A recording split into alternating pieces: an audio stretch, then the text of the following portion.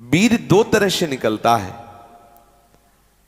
एक तो जो घातक है वो उसी के शरीर से निकलेगा जिसने हस्तमैथुन किया है, या गंदी क्रियाएं करके बच्चापन से ही वीर को नष्ट किया है। जैसे 12-13 वर्ष की अवस्था है और उस अवस्था से आप अपने कुसंग के कारण वीर का नाश कर रहे हैं, तो कुछ वर्षों तक हस्तमैथुन करने वाला या अन्य गंदी चेष्टा करने वाला ये नहीं जान पाता है कि इसके द्वारा मेरी हानि हो रही, वो नहीं समझ पाता, क्योंकि जीवनी शक्ति भगवान अपनी तरफ से देते हैं। वो बिल्कुल ना खाए और हस्तमैथुन करे तो भी उसको समझ में नहीं आएगा। कुछ समय के बाद जब उसकी स्थायी जीवनी शक्ति से क्षीण होना प्रारंभ हो जाएगा, तब उसे वो लक्षण जो हस्तमैथुन करने से नाश ऐसे उस प्रसंग में बताया गया, वो लक्षण उसके जीवन में उत्पन्न होने लगे। अब यदि वो किसी संग के प्रभाव से हस्तमैथुन बंद कर देता है तो उसका वीरपात होगा। अगर वो 3 दिन में वीरपात करता रहा है तो 3 दिन में वीरपात होगा, पक्का होगा, क्योंकि उसका अभ्यास बन गया है। अगर आप ठीक नियम से चलेंगे तो 6 महीना लगेंगे आपको उसको कवर करने में, 6 महीना लगेंगे। और अगर आपने प्रमाद स्थिति की, वो तो निकल ही जाता है, फिर हमको करने से क्यों मना किया जाता है? तो आप देख लेना कुछ समय बाद आपकी हालत बहुत गंभीर हो जाएगी, जो आप बता भी नहीं पाएंगे किसी से। क्या गंभीर हो जाएगी? आप ऐसे ही साधारण क्रियाओं में ब्रह्मचर्यहीन हो जाएंगे। तो जो नव युवक जन है, साधक जन है, वीरपात में यदि उनका कोई स्मरण नहीं रहा और वीरपात हो रहा तो घबराने की जरूरत नहीं। और यदि स्वप्न में आपने स्त्री आदि का संयोग देखा, या कोई ऐसी घर्षण आदि क्रिया हुई, या कोई ऐसी कामोत्तेजना जनित और फिर आपका वीरपात होता है, तो आपके गंदे विचार और पूर्वाभ्यास के कारण होता है। यह बहुत ही गंदी बीमारी है जो आपको अंदर ही अंदर खोखला करती जाएगी। पहली बात, इस स्वप्न दोष से निकलने के लिए हस्तमैथुन को पूर्णतया बंद कर दिया जाए। अगर आप सदगृहस्थ भी हो चुके हैं तो कुछ महीने के लिए आप अखंड ब्रह्मचर्य का नियम लें, जब तक आपका वीरपात होना ठीक ना हो जाए। आप वो हानिकारक जो कामोत्तेजना बढ़ाने वाले भोजन हैं उनको छोड़िए, जैसे अत्यधिक नमक, बहुत कड़वी लाल मिर्च, और जैसे बहुत ही वो मीट मसाला आदि जो बहुत ही कड़वा तीखा, ऐसा गरम मसाला, और बिल्कुल गर्मा गर्म भोजन। ये आपके स्वप्न दोष के ठीक होने की बात है। यदि आप स्वप्न दोष से बचना चाहते हैं तो अत्यधिक नमक, बहुत कड़वी मिर्च, बहुत ही वो उष्ण गर्मा गर्म भोजन, बहुत गर्म मसाले से बना हुआ भोजन, और अत्यंत खट्टी चटनी, जैसे इमली की है, कच्चे आम की चटनी है, और मांस। ये जो लोग कहते हैं कि मांस ताकतवर होता है, तुम्हारी चर्बी बढ़ा देगा, ताकत नहीं। ताकत कहते हैं संकल्प शक्ति को। ताकत शरीर शक्ति प्रधानता नहीं होती। संकल्प शक्ति का एक महात्मा पूरे समुद्र को अंजुलि में पी गया। देखो, संकल्प शक्ति, शरीर की शक्ति एक सीमित शक्ति है, संकल्प शक्ति एक महान शक्ति है। जो ब्रह्मचर्य से युक्त होता है उसकी संकल्प शक्ति बढ़ती है। भले आप मांस खा के मोटी चर्बी और आप व्यायाम करके दिखा सकते हैं कि देखो मैं ब्रह्मचर्य क्षीण करता हूं लेकिन बलवान हूं, लेकिन आप आत्मशक्तिहीन है। वो आपका मोटा हो जाना बलवान नहीं है, आपके सुंदर सुंदर मांसपेशियां निकल आना वो बल नहीं है। आप शक्ति, बलवान वो है जो आए हुए आंतरिक वेगों को सह जाए। आए हुए आंतरिक वेग को जो सह गया वही बलवान है।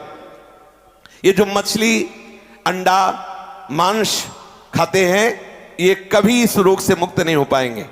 और जो लोग कहते हैं मैं तो खाता हूं, मेरे अंदर नहीं, विश्वास मत मानना, पक्का झूठा है। वो जो शराब पीता है वो अपने वीर को पवित्र नहीं रख पाएगा। चाहे गृहस्थ हो, चाहे व्यापारी हो, चाहे किसी भी तरह की स्थिति में हो, सावधान हो जाओ, ये शराब आपके जीवन को नष्ट कर देगी। ब्रह्मचर्य में अपने आप एक उन्माद है। थोड़ा अंगूर, मीठे संतरा, सेव, अनार, ये स्वास्थ्यवर्धक वस्तुएं आप ले सकते हैं, लेकिन ऐसे वस्तु जो आपके ब्रह्मचर्य को नष्ट करें, ये पहले भोजन छोड़ें। ध्यान दीजिए, आप पहले ऐसे व्यक्ति का संग छोड़ें जो हस्तमैथुन कराने के लिए उत्साहित करे, या जो गंदे आचरण में, चाहे वो स्त्री साधक हो या पुरुष साधक, दोनों सावधान। ये रोग एक में ही नहीं होता, ये रोग दोनों शरीरधारियों में होता है। कामोत्तेजना दोनों को आती है, गंदे संग के कारण दोनों साधक गंदी आचरण कर बैठते हो, दोनों इस रोग से पीड़ित होते। पुरुष तो इस रोग को प्रकट कर देता है, माताएं बहनें इस रोग को प्रकाशित नहीं कर पाती, लेकिन पीड़ित होती इस रोग से। यदि सावधान उपासक न चले तो चाहे स्त्री शरीर हो चाहे पुरुष शरीर, उसको कष्ट होता है। दूसरी बात इसमें सहयोग है 4 बजे उठना। ये जो लोग सुबह 8 बजे तक 9 बजे तक सोते रहते हैं और सोचते रहते हैं कि हम ब्रह्मचर्य रह पाएंगे या स्वप्न दोष से निकल पाए, कभी नहीं हो सकता। भगवान सूर्य जब उदय होते हैं तो आपकी आत्मशक्ति नष्ट होने लगती है। यदि आप उठ करके उनका स्वागत न करें, अर्घ्य न दें, प्रणाम न करें, जग कर भगवान नाम जप न करें। 4 बजे से 6 बजे तक का समय पूरे 24 घंटे के लिए पावर वाला समय है। यदि उस समय आप सो रहे हैं तो वो हमारी बात भी न सुने, वो इस काबिल नहीं कि इसको धारण कर सके। जो सुबह 4 बजे से 6 बजे तक सोएगा वो ब्रह्मचारी रह ही नहीं सकता पक्का। कुछ लोगों को लगता है कि 1-2 बजे ही स्वप्न दोष हो जाता है, 4 बजे की आवश्यकता नहीं। तुमने गलत आदतें की, तुमने अपनी नस नाड़ियों को इतनी घर्षण शक्ति से कमजोर कर लिया है कि रोकने की क्षमता नहीं रखी। तो आपको उदास नहीं होना, ऐसा भोजन छोड़ो, ऐसा संग छोड़ो और 4 बजे जगो। जगने पर तत्काल आप बासी पानी पिए, तांबे के पात्र में रखा हुआ पानी, और 1-2 लीटर पिए। ऐसा ना करें कि आप 1 गिलास में छोटा कस की पीजिए। अगर उल्टी हो जाती तो और अच्छा है, आप पी के तो देखिए। वज्रासन में बैठकर जल पीजिए, फिर थोड़ा टहलिए, सोच जाइए। आप गृहस्थ हो, विरक्त हो, कोई भी हो, अगर आप शुद्ध ब्रह्मचर्य रहना चाहते, स्वप्न दोष से निपटना चाहते, तत्काल व्यायाम कीजिए। 30 मिनट कम से कम। दंड है, बैठक है, और भी आसन है योगियों ने बताए हैं। और फिर 20 मिनट कम से कम प्राणायाम कीजिए, कपालभाति, अनुलोम विलोम आदि जो भी आप सीख पाए। और इसके बाद 30 मिनट तक कोई खान पान ना कीजिए। प्राणायाम व्यायाम के 30 मिनट तक ना आप चाय पीजिए ना पानी। चाय तो बड़े बूढ़ों की बात है, आपका शरीर रोगी हो तो चाय की जरूरत क्या है। ब्रह्मचारी अपने आप में इतना चाय होता है कि उसे जरूरत ही नहीं दूसरे किसी गर्म पदार्थ पाने की। अब ये सावधानी रखे कि जैसे आजकल बहुत बड़ा खतरनाक चल गया है स्मार्ट मोबाइल, इंटरनेट। उसमें क्या है कि बहुत से बच्चे विषयाकर्षण के कारण गंदी फिल्में, जिनमें हमारा शास्त्र आदेश करता है किसी भी पक्षी को भोग करते ना देखे।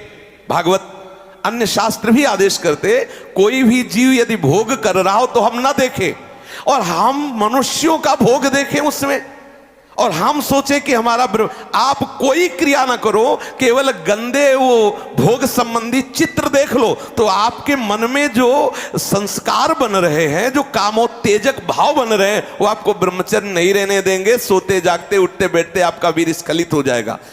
ये स्त्री संबंधी, पुरुष संबंधी, भोग संबंधी वार्ता हमारे अंदर संस्कार डालती है और हम समझ नहीं पाते। वो हमारे अंदर ऐसी अग्नि पैदा करती है जिससे वीर शक्ति स्खलित हो जाती है। कभी हम सोच में बैठे लघु शंका में तो सबसे पहले वीर स्खलित हो गया।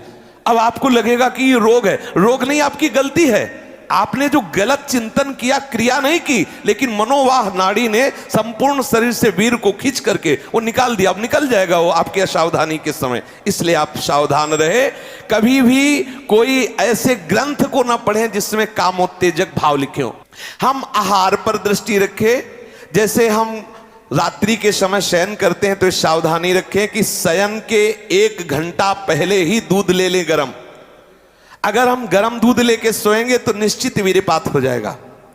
जब हम जान लें कि हमें कब्ज हो रहा है तो हम सरल औषधि लें। ऐसे कोई चूर्ण न लें जो बहुत कड़े गर्म हो, जो हमें ब्रह्मचर्यहीन कर दे।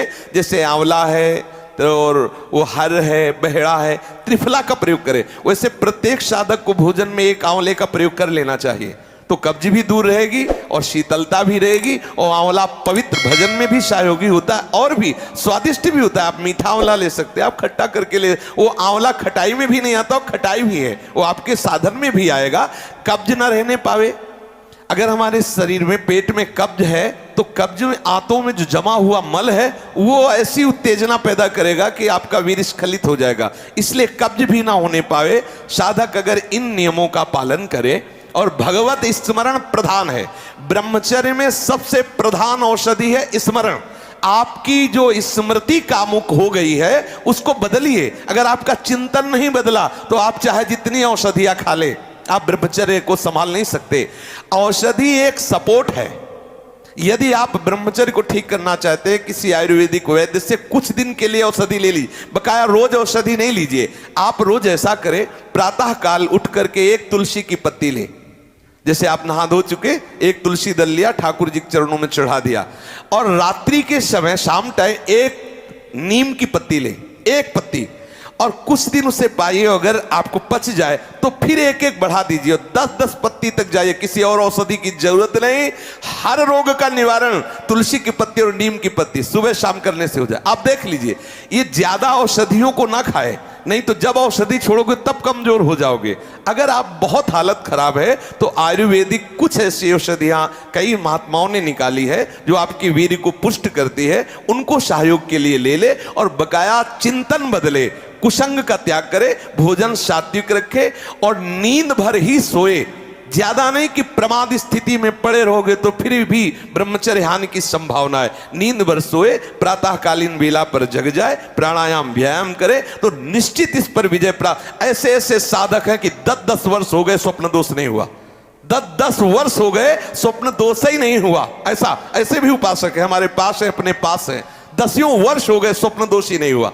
तो क्या है, उन्होंने संयम किया, वीर जो है स्थगित हो गया, परिपक्व हो गया, धीरे धीरे ऊर्ध्वगामी होने लगता है। आप कभी घबराए नहीं साधक, सावधानी पूर्वक ये जो बातें बताई गई अपने जीवन में उतारे। चाहे गृहस्थ हो चाहे विरक्त, वीर ही अमृत है, वीर त्याग ही मृत्यु है, इतना समझ ले। श्री राधा वल्लभ लाल की।